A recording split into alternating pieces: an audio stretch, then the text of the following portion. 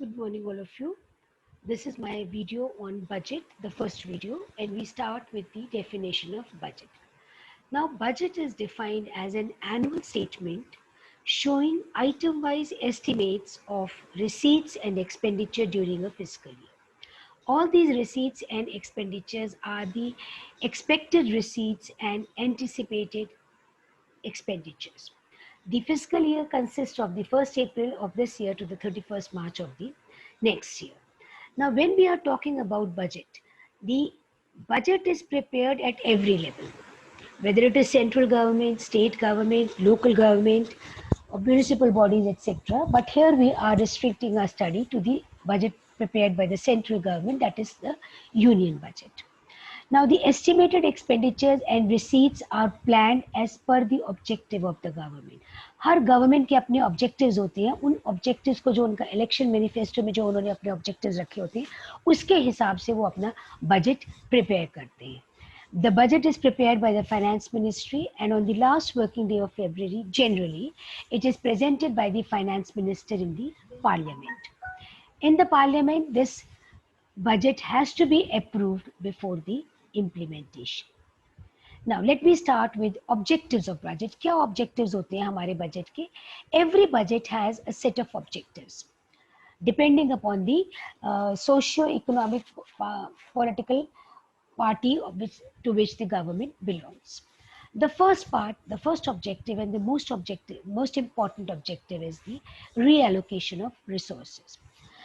The government, through its budgetary policies, tries to reallocate the resources according to the economic and social priorities of the country. It redistributes, and for this redistribution of resources, it takes two methods. The first is called as the tax concession or subsidies.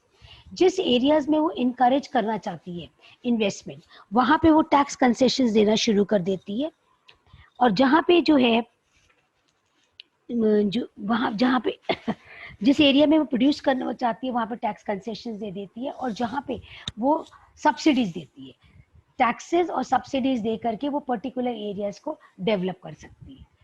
Number 2 is directly producing goods and services. अगर private sector जो है वो ज़्यादा interest नहीं लेता है तो उस केस में गवर्नमेंट डायरेक्ट प्रोडक्शन जो है उन कमोडिटीज़ का करने शुरू कर देती है. इसका एक बहुत अच्छा एग्जाम्पल जो हमारे पास है वो है हमारे पास रेलवेज का. The second objective is reducing inequalities in income and wealth. शुरू से ही हमारे बजट का ऑब्जेक्टिव रहा है कि to removal of inequality, and the government aims to remove inequality through imposing of taxes on the rich and spending more on the welfare of the people. तो जो taxes वो टैक्सेस इम्पोज करती है rich के ऊपर, वो उन taxes से जो है उनकी इनकम कम हो जाती है, और सोशल वेलफेयर हम बढ़ाते हैं पुअर का, उनको ज़्यादा बेनिफिट्स देते हैं जिसकी वजह से उनकी जो है इनकम बढ़ जाती है, thereby reducing the inequality in the distribution of income. Third objective जो है बजट का वो है आपका economic stability. The government budget is used to prevent business fluctuations. अब इकोनॉमी में जैसे अपने इनकम एंड एम्प्लॉयमेंट के टॉपिक में आपने किया हुआ है कि हर बिजनेस में आपके पास बिजनेस साइकिल होती है, तो उसमें इन्फ्लेशन और फ्लक्चुएशंस आते हैं, इन्फ्लेशन डिफ्लेशन की कंडीशंस आती है, तो वो उस कंडीशन के हिसाब से गवर्नमेंट बजट में मेजर्स लेती है कि किस तरह से वो एग्रीगेट डिमांड को कम या ज़्यादा कर सकती है, जिससे आपके उसमें गवर्नमेंट जो है इकोनॉमिक स्टेबिलिटी आ जाए. Fourth point is financing and management of the public enterprises. बहुत सारे पब्लिक एंटरप्राइजेस हैं, जैसे आपके पास एमएमटीसी है, सेल वगैरह है, where the government, it is owned by the government sector and it is being, the goods are being produced by the government sector. तो यहाँ पे जो है इन सेक्टर्स को फाइनेंस करना, मैनेज करना जो है वो गवर्नमेंट की रिस्पॉन्सिबिलिटी हो जाती है. Then we have the economic growth. Economic growth, the every budget, every country wants to increase the economic growth of the country, और उसको इंक्रीज करने के लिए वो अपनी बजटरी पॉलिसी यूज करती है. Investment in the public sector, public investment बढ़ेगा, more the investment, more will be the infrastructural growth and the economy will grow. Therefore, the government makes various rate of savings and investments.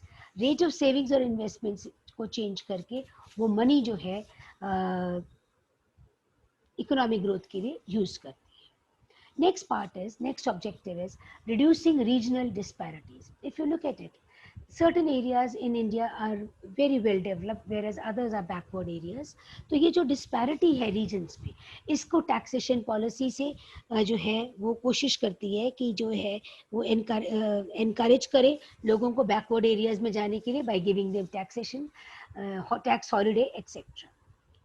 अब हम start करते हैं actually जो आपका budget होता क्या है. बजट के आपके दो कंपोनेंट्स होते हैं. दो होता है, एक होता है रेवेन्यू बजट, एक होता है कैपिटल बजट. तो जो रेवेन्यू बजट होता है, it deals with the revenue aspect of the government. कहाँ से गवर्नमेंट को इनकम मिल रही है, वो है रेवेन्यू बजट. और जो कैपिटल बजट होता है वो होता है, कैपिटल बजट कंसिस्ट ऑफ क्या एरियाज हैं जहाँ पे कैपिटल फॉर्मेशन होती है, कैपिटल रिसीट्स एक्सेट्रा. इसको देखते हुए हम जो different types of revenue budget और कैपिटल बजट है उसको हम उसके कंपोनेंट्स में डिवाइड कर देते हैं, जो होता है total budget receipts and total budget expenditure. Budget receipts क्या होती है, जो कुछ पैसा गवर्नमेंट के पास आने वाला है. It is the estimated money receipts of the government. अब ये जो रिसीट्स हैं, जो गवर्नमेंट की रिसीट्स हैं, ये आपकी दो तरह डिफरेंट सोर्सेज से आती है. और एक होती है आपकी रेवेन्यू रिसीट्स, एक होती है कैपिटल रिसीट्स.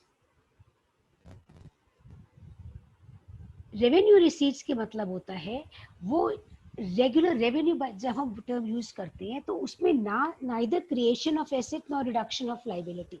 ना तो हमारे लाइबिलिटी में चेंज आता है, ना हमारे एसेट में चेंज आता है. और ये जो रेवेन्यू होते हैं, रेवेन्यू रिसीट्स, ये हमारी दो तरह की होती हैं. एक होता है टैक्स रेवेन्यू और दूसरा होता है हमारा non tax revenue.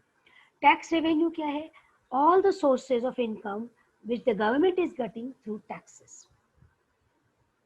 What is tax? Now tax is a compulsory payment.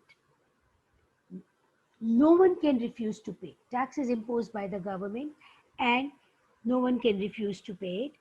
और टैक्स से होता क्या है, टैक्स गवर्नमेंट के पास आता है जिससे जो है डिफरेंट तरीके से वो उसको यूज कर सकता है. अब ये जो टैक्स है, ये हमारा टैक्स दो तरीके का होता है. एक होता है आपका डायरेक्ट टैक्स और एक होता है आपका इनडायरेक्ट टैक्स. डायरेक्ट टैक्स में क्या होता है, ये जो है इनकम और प्रॉफिट पे इम्पोज किया जाता है, इंडिविजुअल्स या कंपनीज पे. यहाँ पे जो टैक्स का बर्डन है वो जिस पे इम्पोज किया जाता है उसी को ही पे करना पड़ता है. यानी जो point of incidence of taxation and the point of payment is the same. It can not be shifted to other, like income tax, wealth tax, corporate tax. ये सारे टैक्सेस हैं जो डायरेक्ट टैक्सेस के अंडर आते हैं. Indirect taxes में हमारे क्या आ जाते हैं, taxes these are impose on goods and services. और ये जो है ट्रांसफर किए जा सकते हैं, जैसे वैट है, जीएसटी है, एंटरटेनमेंट टैक्स वगैरह है. ये सारे आपके एग्जाम्पल्स हो जाते हैं इनडायरेक्ट टैक्स. अब हम आते हैं नॉन टैक्स. टैक्स एक पार्ट हो गया, फिर नॉन टैक्स में आ जाता है all sources of income for the government other than taxes which neither creates an asset nor changes the liability. तो इसमें सबसे पहला आपका आता है इंटरेस्ट. गवर्नमेंट ने लोन दिया है लोगों को गवर्नमेंट्स को. तो ये जो सारे उसने स्टेट्स को, यूनियन टेरिटरीज को, तो जो सारा लोन दिया हुआ है उसके ऊपर जो इंटरेस्ट आता है, हम उसकी बात कर रहे हैं. गवर्नमेंट की इनकम होता है.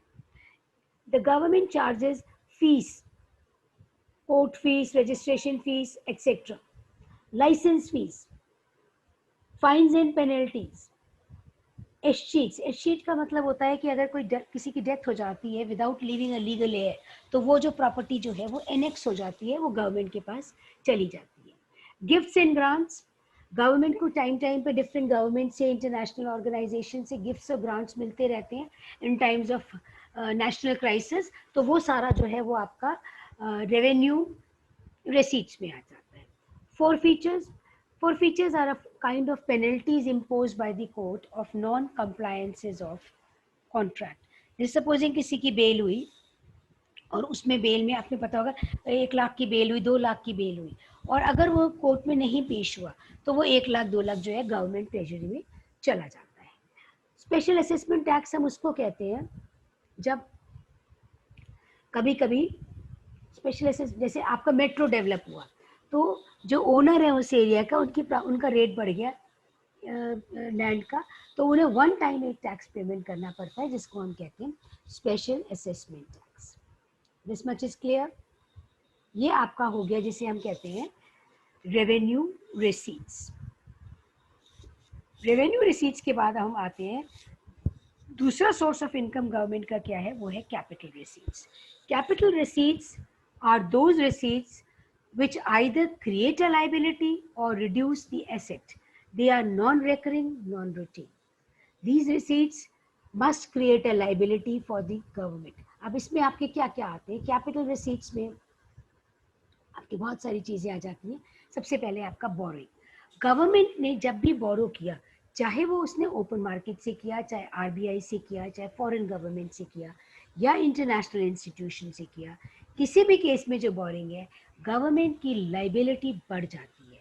क्योंकि लाइबिलिटी बढ़ जाती है तो इसलिए आपका कैपिटल रिसीट से पैसा तो आ जाता है लेकिन लाइबिलिटी बन जाती है. दूसरा है recovery of loan. Recovery of loan का मतलब ये है कि गवर्नमेंट ने जो लोन्स दिया था स्टेट गवर्नमेंट को, फॉरेन गवर्नमेंट्स को, जब वो लोन रीपे करते हैं तो गवर्नमेंट के पास जो है पैसा आ जाता है, लेकिन क्या फ़र्क हो जाता है, इसके एसेट्स में चेंज आ जाता है, इसलिए इसको कैपिटल रिसीट्स में रखते हैं. तीसरा पॉइंट होता है डिसइन्वेस्टमेंट. डिसइन्वेस्टमेंट का मतलब है अगर गवर्नमेंट को पैसे की ज़रूरत होती है तो वो अपने सारे या थोड़े से शेयर्स बेच देती है by the government to the private sector. अब ये जो इससे जो पैसा आता है इसको हम कहते हैं disinvestment. This has become very popular in the recent years.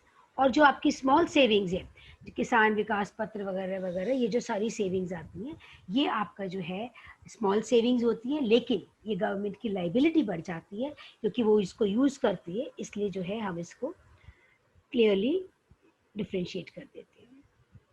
Loans from the world bank are capital receipts as it creates liability. Corporation tax, revenue receipt. Grant, receipt from the World Bank. Grant word अगर use होता है तो ये आपकी revenue receipt होती है. Profit of the public sector undertaking, revenue receipt. Foreign aid against earthquake, revenue receipt. Dividend on investment made by the government, revenue. Boring from the public, liability create हो रही है तो कैपिटल रिसीट्स है. Recovery of loan, capital receipts. Interest receipt, ये भी आपका हो जाता है रेवेन्यू रिसीट.